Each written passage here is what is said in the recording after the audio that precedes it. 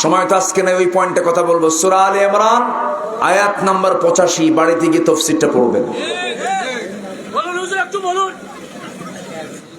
কাম সারছে, সব অস করবো একসাথে। কেমনে কষ্ট হচ্ছে না তো আপনাদের? আলোচনা চলো, জোরে বলি ইনশাআল্লাহ। কিন্তু উঠায় দিচ্ছেন মাঝরাত্রে। খুব ভালো মানুষ, এত সুন্দর ভদ্র, দেখেন কেউ তো নড়াচড়া করছে না। আলহামদুলিল্লাহ, জোরে বলি আলহামদুলিল্লাহ। এই যে মুরব্বী বাবা, ওঠেন কেন? বসেন। ও মুরব্বী বলা তো এখন মুশকিল। আমার মোশতাক ভাই কি যে পেঁচ লাগায় দিছে কুমিল্লা, যে একটু বসেন। আমাদের ডান পাশে মাননীয় চেয়ারম্যান মহোদয়, আল্লাহ তুমি তাকে দ্বীনের জন্য কবুল করে নাও। দাড়িটা রেখে দেন, দেন রেখে, সাদা হয়ে গেছে তো। কি কোন আপনারা, কি কোন আপনারা? আল্লাহ তুমি আমার ভাইকে দাড়িওয়ালা বানাও, নবীর সুন্নাহ মেনে চলার তৌফিক দাও, নবীর দল করার তৌফিক দিয়ে দাও।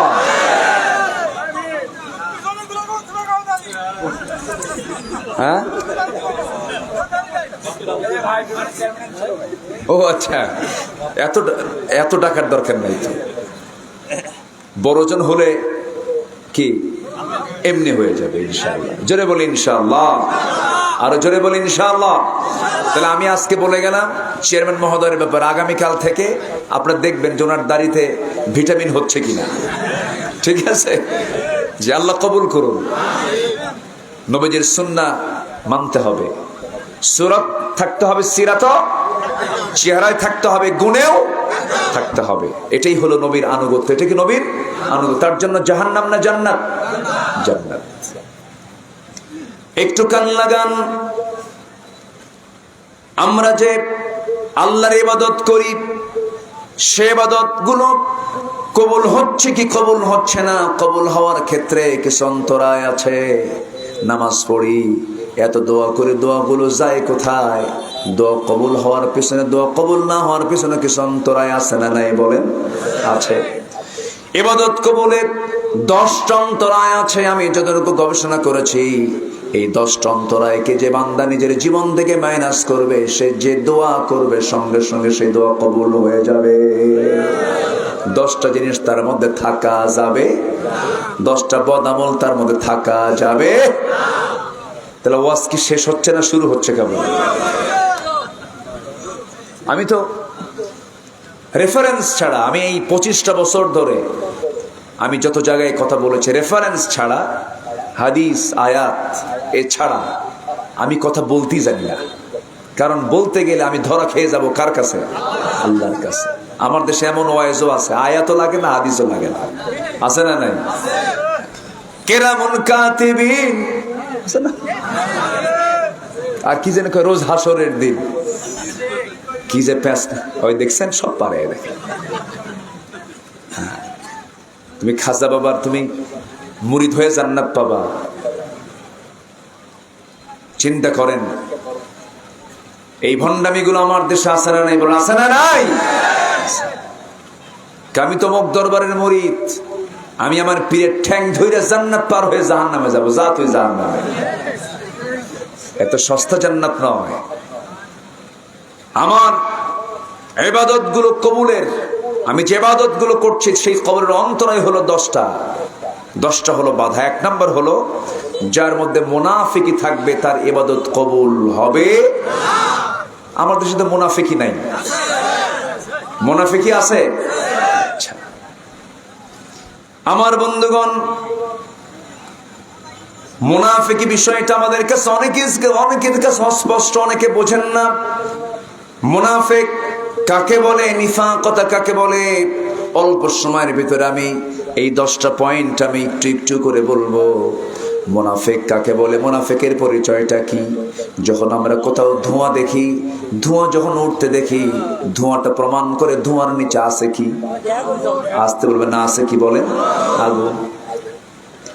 আমার বন্ধুগণ, যদি কোনো ঘরের মধ্যে ঢুকে যদি দেখি এখানে গোবর, এখানে গোবর, এখানে গোবর, গোটা ঘর গোবর দিয়ে সব জায়গায় লেগে আছে। তখন আমরা ভাববো এটাকে মানুষের ঘর না গরুর ঘর? গরুর ঘর। মুনাফিক চেনার জন্য কিছু সিমটম রাসূল শিখিয়ে দিয়েছেন। রাসূল বলেছেন মুনাফিকের কিছু আলামত আছে।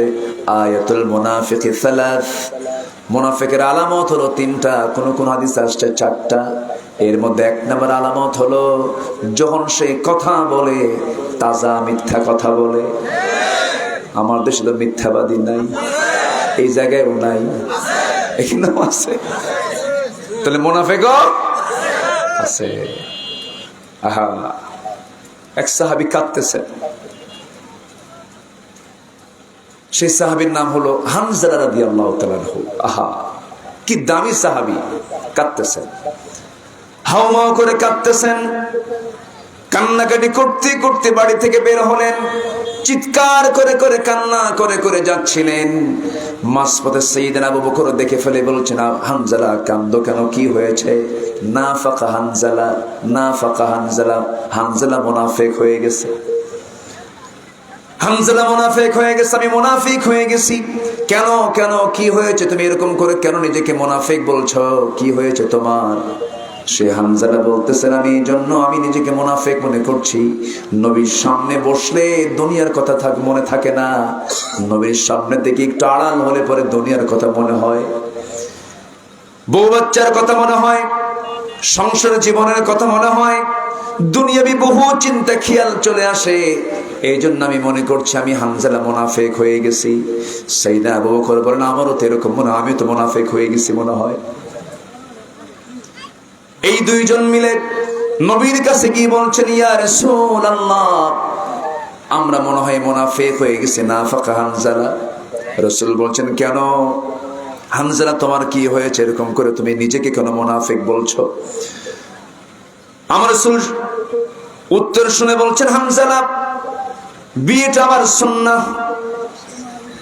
সংসার পরিচালনা করা আমার সুন্নাহ, স্ত্রী মুখে খাবার তুলে দেওয়া আমার সুন্নাহ। হানজালা, চিন্তা করো না, টেনশন করো না, ওমরে ফারুকের মতো মানুষ জান্নাতের সংবাদ পেয়েছেন দুনিয়াতে বসেই। সে ওমরে ফারুক মাঝে মাঝে এক সাহাবীর কাছে প্রায় যেতেন। সেই সাহাবী, যে সাহাবীর কাছে আমার নবী যে মুনাফিকের তালিকা রেখে দিয়েছিলেন। কিসের তালিকা বলেন? মুনাফিকদের তালিকা রেখেছিলেন। তার কাছে গিয়ে ধর্ণা দিয়ে দিয়া চোখের পানি ফেলে ফেলে মাঝে মাঝে বলতেন, ভাই দেখো তো ওই মুনাফিকের তালিকার মধ্যে আমি ওমর, আমার নামটা আছে নাকি? কি পেরেশান তাদের মধ্যে ছিল। জান্নাতের সংবাদ পাওয়া সাহাবী সংগ্রহ করেন, আমি ওমর, আমি মুনাফিক হয়েছি কিনা জানি না। তাহলে আমাদের অবশ্যই সতর্ক থাকার দরকার আছে না নাই? আসতে বলবেন না, আছে না নাই? তাহলে ইবাদত কবুলের অন্তরায় কয়টা মোট? বলেন কয়টা? এর মধ্যে এক নম্বর অন্তরে হলো কি করা? মুনাফিকি করা, মানে মিথ্যা বলা যাবে না, ওয়াদা খেলাফ করা যাবে না, আমানতের খেয়ানত করা যাবে না। যারা ক্ষমতা পেয়ে ক্ষমতার মিস ইউজ করে, যারা ক্ষমতা পেয়ে নিরপরাধ লোকদেরকে হামলা মামলা দেয়, তারা হচ্ছে সবচেয়ে বড় মুনাফিক। যারা ছিল ক্ষমতায় তারা কি? আর তারা কি? গোটা দেশকে বানিয়েছিল জেলখানা। আর যার কয়েদি ছিল 18 কোটি মানুষ ছিল তার কয়েদি। আমি নিজে মামলার আসামি ছিলাম, জেলও খাটছি, চুরি করে না, কোরআনের কথা বলতে গিয়ে আমাকে লক্ষ্য করে গুলি করা হয়েছে পাবনাতে, আপনাদের এই উত্তরবঙ্গ পাবনা। আমি মঞ্চে বসেছি, সিরাতের মাসে সিরাতুন নবীর মাহফিল, আমি নবীজির সিরাত নিয়ে কথা বলছিলাম। শুধু মাঝখানে বলেছিলাম যে বেনামাজি নেতৃত্ব মানব না, আদর্শহীন নেতৃত্ব মানব না, চোর ডাকাতদের নেতৃত্ব মানব না, রাসূলের নেতৃত্ব মানা হচ্ছে ইমানের সবচেয়ে বড় দাবি। এই কথাকে অপরাধ মনে করে আমাকে লক্ষ্য করে গুলি করা হয়েছে, মঞ্চ আগুন ধরিয়ে দিয়েছে। মাহফিল স্টেজ থেকে মাহফিলের সবদিকে গ্রেফতার করে জেলখানায় ঢুকানো হয়েছে। 3 দিন পরে এক মামলায় আমাকে সেই মামলার 1 নম্বর আসামি করা হয়েছে। সম্মানিত ভাইরা, শুধু এরকম একটা নয়, হাজারো ঘটনা, অসংখ্য নেককারজনক ইতিহাস এই দেশে আছে না নাই? আসতে বলবেন না, আছে না নাই? এমন ভোট হয়েছিল, মরা দাদিও ভোট দিয়ে গেছে। ঠিক আছে না? কে এরকম করে কথা বলতে হয় না, ভদ্রতা বজায় রাখতে হবে। আমার দিকে তাকান প্লিজ, অ্যাটেনশন, আমার দিকে তাকান। এক বেচারি ভোট দিতে গেছে, ভোট দিতে গিয়ে দেখে ভোট হয়ে গেছে। তো বললো, ভাই ভোট তো হয়ে গেছে, কার ভোট? কে যে একটা তালিকা, বসে এই মাথায় নেন কেন এগুলো? মেনি ম্যান মেনি মাইন্ডস, যার এলেমের দৌড় যত দূর তার মন্তব্য তত দূর। আমার নবীজি সারা জীবন আবু জেহেল, নবীর বন্ধুরা দুশ্মন, বন্ধুরা দুশ্মন। আবু জেহেল বদর যুদ্ধে নবীর বিরুদ্ধে আসছে, তার ছেলে ইকরামা ইবনে আবি জেহেল সারা জীবন নবীর বিরুদ্ধে যুদ্ধ করেছে, সারা জীবন। মক্কা যখন বিজয় হলো, আবু জেহেলের ছেলে ইকরামা ইবনে আবু জেহেল নবীর সামনে দাঁড়িয়ে বলল, আমি কালিমা পড়লাম। রাসূল বলেন, তোরে মাফ করে দিলাম, যা। আলহামদুলিল্লাহ বলবেন না? সব বান্দা কার? শর্ত হলো আনুগত্য করতে হবে কার সামনে? কার সামনে? মাথা নত করতে হবে কার সামনে? যখন সে নত করবে সে আমার ভাই। আলহামদুলিল্লাহ বলেন। সম্মানিত ভাইরা, আমার দিকে তাকান। তাহলে এই যে মারাত্মক অপরাধগুলো, হক লঙ্ঘন করা হয়েছে, আমানতের খেয়ানত করা হয়েছে, এটা কি ইমানদারের কাজ না মুনাফিকের কাজ? মুনাফিকের কাছে আমরা যাব? মুনাফিকের কাতারে আমরা নাম লেখাবো? সম্মানিত ভাইয়েরা, মুনাফিকদের জন্য জাহান্নাম, শুধু জাহান্নাম না, জাহান্নামের নিচে, বলেন তো, একদম জাহান্নামের ভিত্তি গড়বেন আল্লাহ তাআলা মুনাফিক দিয়া। কারণ মুনাফিকের ক্ষতি হয় ইসলামের, কাফেরের চাইতে, মুশরিকের চাইতে বেশি ক্ষতি হয় মুনাফিকের দ্বারা। এর চেনা যায় না তো? বহুরূপী। কি রূপী? বহুরূপী। হঠাৎ করে রূপ চেঞ্জ করে, হঠাৎ করে কি করে? রূপ চেঞ্জ করে। এটা হচ্ছে মুনাফিকের কাজ। এদের চরিত্র কি? আল্লাহ রাব্বুল আলামিন বলেন, وَمِنَ النَّاسِ مَن يَقُولُ آمَنَّا بِاللَّهِ وَبِالْيَوْمِ الْآخِرِ وَمَا هُمْ بِمُؤْمِنِينَ। জোরে বলুন আল্লাহু আকবার। এরা যখন কিছু সংখ্যক মানুষের সঙ্গে মিশে, সেই সময় তারা বলে, আমরা আল্লাহর প্রতি ঈমান এনেছি, পরকালের প্রতি ঈমান এনেছি, কিন্তু তারা প্রকৃত মুমিন নয়। কারণ ওয়াইদা লাকুল্লাযীনা আমানু ক্বালু ভিতরে দয়া মায়া সবচেয়ে কম না সবচেয়ে বেশি? সবচেয়ে বেশি মায়া ছিল। রাসূল মাফ করতে ভালোবাসতেন, আমরা মাফ করব বেশি। বেশি মাফ পাবো কার কাছে? আল্লাহর কাছে। যত বেশি কঠিন হব আল্লাহ আমার প্রতি তত বেশি কঠিন হয়ে যাবে। আমার নবীজি বসে আছেন মসজিদে নববীতে, এমন সময় এক সাহাবী এসে বলছে, হুজুর আমি জানি আমার বাপ মুনাফিক ছিল, আমার বাপটা খারাপ মানুষ ছিল, কিন্তু বাপটা তো আমার আব্বা ইন্তেকাল করেছেন, তার কাফনের কাপড়টা রব বরকতের জন্য আমি আপনার জুব্বা নিতে চাই, আমাকে জুব্বাটা দিন। নবীজি করলেন কি, কোনো কথা না বলে সাহাবীর আবদারকে তিনি প্রত্যাখ্যান না করে মুনাফিকের জন্য তার নিজের জুব্বা পর্যন্ত দিয়ে দিলেন। নবীর গায়ের জুব্বার বরকত আছে না নাই? আসতে বলবেন না, আছে না নাই? বিশাল ব্যাপার। কিন্তু জুব্বা তাকে দিয়ে দিলেন, যাও তোমার আব্বাকে পরিয়ে দাও কাফনের কাপড়। কিছুক্ষণ পর এসে বলছে, হুজুর আমি জানি এই প্রস্তাব না আপনার কাছে দেওয়া কেমন হয়, আমার বাপ খারাপ মানুষ ছিল, কিন্তু বাপটা তো আমার। হুজুর দয়া করে যদি জানাজাটা পড়ায়া দিতেন। আমার নবীজি বলেন, যাও তোমার বাবার জানাজা পড়াবো, যাও। আল্লাহু আকবার। নবীর মায়াটা কত! ইরহাম তুরহাম, দয়া করবেন দয়া পাবেন, কঠোর হবেন আল্লাহ কঠোরতা করবেন আপনার উপর।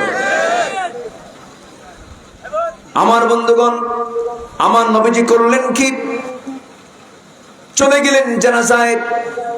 নবীর পরনের জুব্বা দিয়ে তার কাফনের কাপড় পরা হয়েছে। নবীজি নিজে গিয়ে তার জানাজায় হাজির হলেন। একজন বেজাজি সাহাবী, খুব গরম সাহাবী, যার নাম শুনলে শয়তান পর্যন্ত ভয় পায়। তার নাম কি? আল্লাহু আকবার। তিনি নবীর পিছনে দাঁড়ায়া নবীজিকে পিছন দিকে বারবার টানতেছেন আর বলতেছেন, হুজুর আপনি কার নামাজ পড়াচ্ছেন, কার জানাজা পড়েন? সে তো মুনাফিক। রাসূল বলছেন, ওমর আমাকে বাধা দিও না, জানাজা পড়ায়া যাই। রাসূল জানাজা পড়ালেন। বিশ্ব নবীর মতো মানুষ নিজের পরনের জুব্বা তাকে দিলেন, কাফনের কাপড় বানানো হলো। নবীজি তার জানাজায় হাজির হয়ে নামাজের ইমামতি পর্যন্ত করলেন। আয়াত নাজিল হলো, ইস্তাগফির লাহুম আও লা তাস্তাগফির লাহুম ইন তাস্তাগফির লাহুম ৭০ মাররাতান ফালান ইয়াগফিরাল্লাহু লাহুম। আপনি ক্ষমা চান বা না ক্ষমা চান, আপনি তাদের জন্য দোয়া করুন অথবা না দোয়া করুন, আপনি যদি ৭০ বারও আপনি নবী হয়ে যদি দোয়া করেন মুনাফিকের জন্য, সেই মুনাফিকদের জন্য আপনার পক্ষ থেকেও কোনো দোয়া আমি আল্লাহ কখনো কবুল করব না। মুনাফিকের জন্য রাসূল দোয়া করেও কাজ হয় নাই, জুব্বা দিয়েও কাজ হয় নাই। মুনাফিক কি একটু টেনশন লাগে না? টেনশন লাগে না? মিথ্যা বললেই কি হবে? আস্তে কয় বলেন বলেন, মিথ্যা বললে কি হয়ে যায়? মুনাফিক। মারাত্মক ব্যাপার। আসামি কিন্তু কেউ কম না। চিন্তা করে দেখেন কত মামলা। ৭১-এর ঘটনা, ৭১-এর ঘটনা ঘটেছে ৭১-এ, সেই মামলার সাক্ষীর জন্ম হলো ৭৬-এ। চিন্তা করা যায়? আল্লামা সাঈদীর কথাগুলো বাস্তবে রূপ নিয়েছে। তিনি কি বলেছিলেন? গাছের গোড়ায় ঝাঁকি দেব, মামু বাড়ি দিল্লি গিয়ে পড়বা। ঠিক কিনা? এমন একটি সময় আসবে যে সময় পালানোর জন্য একটি ইঁদুরের গর্ত খুঁজে পাবা না। কালামানিক চলে গেছে, পালানোর জন্য জায়গা পায় নাই, কলার পাতায় শুয়েছিল। পালাতে গিয়ে দাড়ি বড় করেছে সে, আরেকজন পালাতে গিয়ে দাড়ি কাটছে সে। ঠিক কিনা?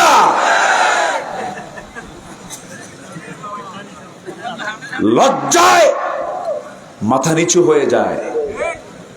একটা দেশের শীর্ষস্থানীয় ধনী, টপ লিস্টেড ধনী, মাথায় চুলটা সাদা, মুখটা দাড়িটা কত সুন্দর ছিল, চাপ দাড়ি, সাদা। এত সাদা দাড়ি আমার চোখে পড়ে না সহজে। সাদা ধবধবা, মনে হয় আকাশ থেকে ফেরেশতা নাজিল হয়েছে। বিদ্যুৎ চলে গেল নাকি?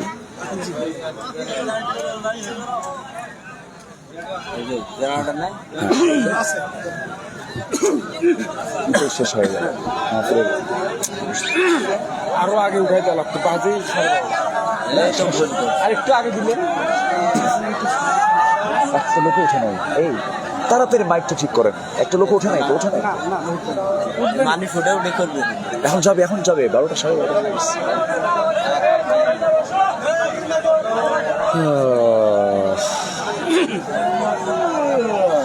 মানুষ আগে উঠাই দেন, তাহলেই মাহফিলটা সুন্দরভাবে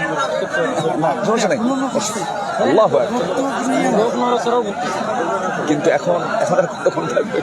মানুষ শুনতে পারেন এই দাড়ি কাটা দান।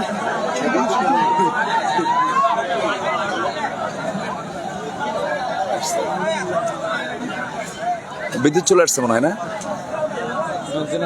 বিদ্যুৎই আসছে, আবার বিদ্যুৎ চলে আসছে। আওয়াজ নাই তো, জেনারেটর আওয়াজ নাই। জি কোথায়? জি বলি আলহামদুলিল্লাহ। বেশি জোরে বলার দরকার নেই, আবার যেতেও পারে। থাক বসেন। এই চান্স অন্ধকারে কিছু লোক চলে গেছে, মানে আল্লাহ দেখে নাই। ব্যবসা এরকম, আল্লাহ মনে হয় দেখে নাই নাকি? বসেন। আমি দেখি নাই তো সমস্যা তো না, কিন্তু দেখছেন কে? বসেন, দোয়াটা করে যাব না আমরা? দোয়া করব। মুগ্ধ আবু সাঈদ, এদের জন্য দোয়ার দরকার আছে না নাই বলুন? দোয়া করা দরকার। বুকটা পেতে দিল কেমনে দেখেন না? দোয়া করতে গিয়ে মনে হবেন কেন? বসেন। ইবাদত কবুল অন্তরায় হলো কয়টা কাজ? এক নাম্বার কি করা? মুনাফিকি করা। নাম্বার 2 হলো নামাজ অলসতা করা। ফজরের আজান হয়ে যায়, মসজিদ ভরা। এটা উচিত ছিল জোহরের মুসল্লির চাইতে ফজরের মুসল্লি কম হওয়ার কথা না বেশি হওয়ার কথা? জোহরে কর্মস্থলে চলে যায়, ব্যবসার জায়গায় চলে যায়, মসজিদটা মুসল্লি কম হবে, এটাই স্বাভাবিক। কিন্তু ফজরের সময়টা এমন একটা নামাজ, যেই নামাজে প্রমাণ হয়ে যায় এই গ্রামের মানুষ প্রকৃত নামাজি কিনা।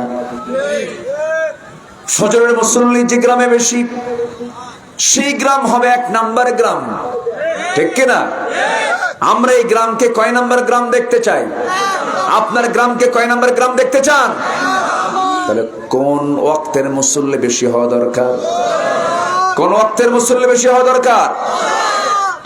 মুনাফিক জোহর পরে, আসর পরে, মাগরিব পরে। মুনাফিক ইশার নামাজ আর ফজর নামাজ পড়তে পারে না। কথা ক্লিয়ার? যার ফজর শেষ, ওর মধ্যে কিসের গন্ধ আছে? কিসের গন্ধ আছে বলেন? মুনাফিকের। কথাগুলো মনে হয় কষ্ট হচ্ছে আপনাদের। হুজুর এরকম করে ঘুতা মেরে কথা বলতেছেন, কষ্ট হচ্ছে নাকি আপনাদের? জি আল্লাহর কথা। আমরা ফজর নামাজকেও কাজা করব না। নামাজে যারা আলস্য করবে তার দোয়া কবুল করবেন না কে? আল্লাহ তাআলা। আল্লাহ নিজে বলছেন, যারা পারেন ঠোঁট মিলিয়ে বলুন, খুব কমন সূরা, কমন আয়াত, ফাওয়াইলুল লিল মুসাল্লিন আল্লাযীনা হুম আন সালাতিহিম সাহুন আল্লাযীনা হুম ইউরাউনা ওয়া ইয়ামনাউনাল মাউন। ধ্বংস হোক তাদের জন্য যারা লোক দেখানো নামাজ পড়ে, যারা নামাজ অলসতা করে, তাদের জন্য ধ্বংস হোক। অর্থাৎ তাদের দোয়া কবুল হবে, কবুল হবে না। ইবাদত কবুলে 10টা অন্তরায়ের মধ্যে 2টা শেষ করলাম শর্ট করে। নাম্বার 3 হলো আল্লাহ এবং রাসূলের চরম অবাধ্যতা এবং সীমা লঙ্ঘন যারা করবে। আল্লাহ রাব্বুল আলামিন সূরা নিসার, আল্লাহ রাব্বুল আলামিন 14 নম্বর আয়াত আমি তেলাওয়াত আজকে শুরু করেছি। কেবল আয়াতগুলো মিলায়ে নিচ্ছি, একটু মনোযোগ দিয়ে শুনবেন। শুধু আমি আপনাকে শোনাচ্ছি না কথাগুলো। এখন কি নির্দিষ্ট জায়গায় কথা থাকে না গোটা দুনিয়ায় চলে যায়? গোটা দুনিয়ায় চলে যায়। প্রত্যেকটা জায়গায় দ্বীনের আলোচনা, লোক যতই হোক না কেন, যত কম বেশি হোক না কেন, দ্বীনের আলোচনা সব জায়গায় একরকম ভাবেই বলতে হবে, যেমন করে আল্লাহ তাআলা বলতে বলেছেন। মনোযোগ দিয়ে কথাগুলো শুনুন আপনি শ্রোতা। আপনাকে শোনাটা আপনার ঈমানি দায়িত্ব, আপনার ইবাদত এটা। আল্লাহ রাব্বুল আলামিন বলেন, وَمَن يَعْصِ اللَّهَ وَرَسُولَهُ وَيَتَعَدَّ حُدُودَهُ يُدْخِلْهُ نَارًا خَالِدًا فِيهَا وَلَهُمْ عَذَابٌ مُهِينٌ। জোরে বলুন আল্লাহু আকবার। যারা আল্লাহ এবং রাসূলের যারা নাফরমানি করবে, সীমা লঙ্ঘন যারা করবে, তার হুদুদকে যারা লঙ্ঘন করে ফেলবে, যাকাতকে আল্লাহ ফরজ করেছেন, যাকাতকে নিষিদ্ধ করে সুদকে যারা কার্যকর করবে, বিয়েটাকে হালাল করে,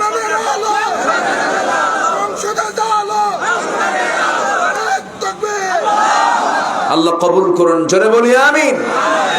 তাহলে আল্লাহ এবং রাসূলের চরম অবাধ্যতা এবং সীমা লঙ্ঘন যার মধ্যে থাকবে, তার কোন ইবাদত কবুল হবে। নাম্বার 4, আল্লাহর সাথে শিরিক করা। শিরক আছে কিনা? আজকের সমাজে শিরক আছে না নাই? শনিবারে বাঁশ কাটা যাবে না, আছে কিনা? সকালবেলা বাকি দেওয়া যাবে না, মানে ও বাকি দেবে না। মঙ্গলবারে বাঁশ কাটা যাবে না।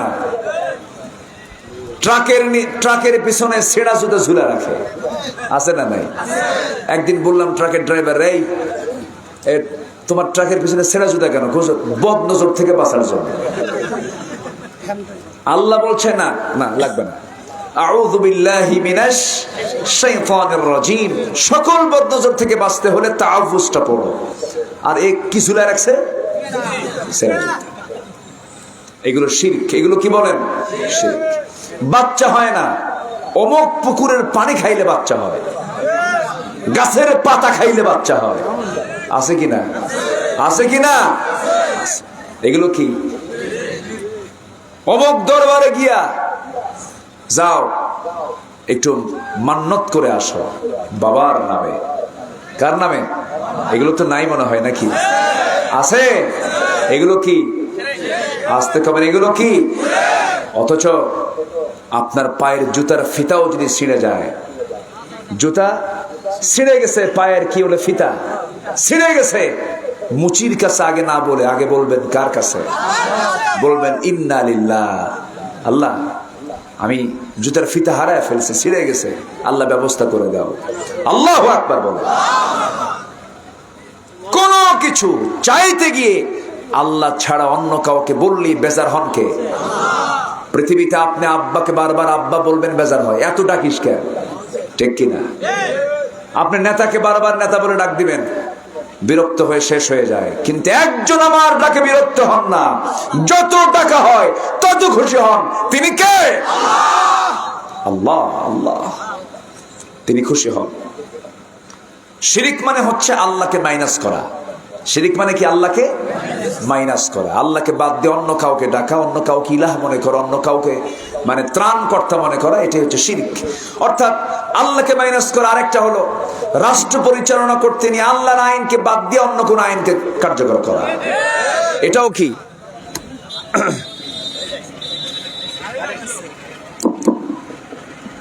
খালি যায় আর আসে, কত কি মুশকিল। আবার কি শুরু হলো আওয়াজ? ফ্যানটা বন্ধ করেন। ফ্যান অফ করবেন, আমি অফ করব। তাহলে এই বাংলাদেশে দেশ স্বাধীন হয়েছে ৭১-এ, আজকে ২০২৪ সাল, ৫৩-৫৪ বছর। যে আইনগুলো আমরা দেখেছি, এটা কি আল্লাহর আইন না মানুষের আইন? আল্লাহর আইন না মানুষের আইন? কোন ছাগল কি ছাগলের আইন মানে? ছাগল মেনে চলে কার বিধান? মানুষ মানতে হবে কার বিধান? এই কথা বলতে গিয়ে যদি আমাকে জঙ্গি বলো, সমস্যা নাই, মৌলবাদী বলো, সমস্যা নাই, যে যা বলে বলুক, সমস্যা নেই। আমি আমার দায়িত্ব আমাকে পালন করতে হবে।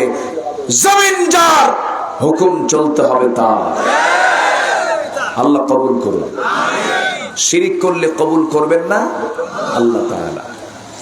আল্লাহ রাব্বুল আলামিন বলেন, ইন্নাল্লাহা লা ইয়াগফিরু আন ইউশরাকা বিহি ওয়া ইয়াগফিরু মা দুনা যালিকা লিমান ইয়াশা ওয়া মান ইউশরিক বিল্লাহি ফাকাদ দাল্লা দালালান বাঈদা। জোরে বলুন আল্লাহু আকবার। নাম্বার ৫ হলো, সামনে পেছনে যারা পরনিন্দা করে, পরচর্চা করে, তাদের দোয়া কবুল করবেন না কে? এরকম লোক তো পীরগঞ্জে একটাও খুঁজে পাওয়া যাবে না। গীবত করার লোক আছে, পরনিন্দা করার লোক আছে। একটা সূরা আছে হুমাজা, কি সূরা বলেন? ওয়াইলুল লিকুল্লি হুমাযাতিল লুমাযাতিনিল্লাযী জামা'a মালাহু ওয়া আদ্দাদা। নাম্বার ৬ হলো আল্লাহকে ভুলে থাকা, মন্দ কাজে আদেশ করা, والمنافقون والمنافقات بعضهم من بعض يأمرون بالمنكر وينهون عن المعروف জোরে বলুন আল্লাহু আকবার। যারা অন্যায় কাজের মদদ যোগায়, আল্লাহকে ভুলে থাকে, তাদের দোয়া আল্লাহর দরবারে মঞ্জুর হবে না, ইবাদত কবরের তার অন্তরায় হয়ে যাবে। নাম্বার 7 হলো শয়তানের যারা পদাঙ্ক অনুসরণ করবে। আমার বন্ধুগণ, গত শুক্রবারে বাইতুল মুকাররমে একটা ঘটনা ঘটেছে, জানেন তো নাকি? চিন্তা করেন, এখনো কিন্তু ওই বাতিল গোষ্ঠী বসে নাই। পাহারা দেবার দায়িত্ব আছে না নাই? আসতে বলবেন না, আছে না নাই? সব আলেমকে আলেম মনে করা যাবে না। শাহবাগের গণজাগরণ মঞ্চে গিয়ে এত একাত্মতা প্রকাশ করেছে যারা, তারা হচ্ছে দেশের চিহ্নিত মুনাফিক আলেম। আছে না নাই?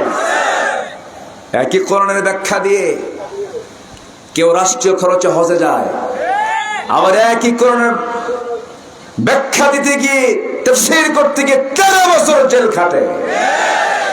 এক কাতারে শামিল করা যাবে? হ্যাঁ হ্যাঁ, অবশ্যই আমাদের দাবি এটা। একটা অসুস্থ মানুষ, হার্টের রোগী কখনো হাসতে পারে না। কাশিমপুর কারাগার থেকে গাজীপুর হসপিটালে নেওয়া হলো, ডাক্তার বলেছে রোগীর তেমন সমস্যা নেই, ওনাকে জেলখানায় নিয়ে যান। জোর করে সেখান থেকে শাহবাগে নিয়ে যাওয়া হলো। মেডিকেল কলেজে ভর্তি করায়া পরিকল্পিতভাবে তার সন্তান দুজন, মাসুদ সাইদি এবং শামীম সাইদি হাফিজাহুল্লাহ, এই দুজনের সাথে আমার কথোপকথন হয়েছে, আমি কথা বলেছি। 1 সেকেন্ডের জন্য তাদের সঙ্গে তার বাবার সাক্ষাৎ করতে দেওয়া হয়নি। পরিকল্পিত একটা হত্যাকাণ্ড। ওই ডাক্তারকে খুঁজে বের করলে সব রহস্য বের হয়ে যাবে। অবশ্যই এই খুনের দৃষ্টান্তমূলক শাস্তি আমরা চাই। চাই কারা কারা হাত উঁচু করে দেখা।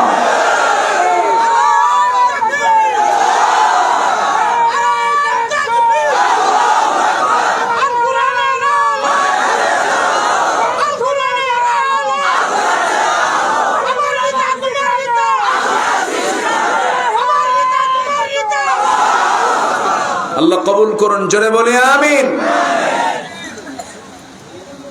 আমার নবীর সাথে বেলাল রাদিয়াল্লাহু আনহু ঘোরাফেরা করে মক্কায়।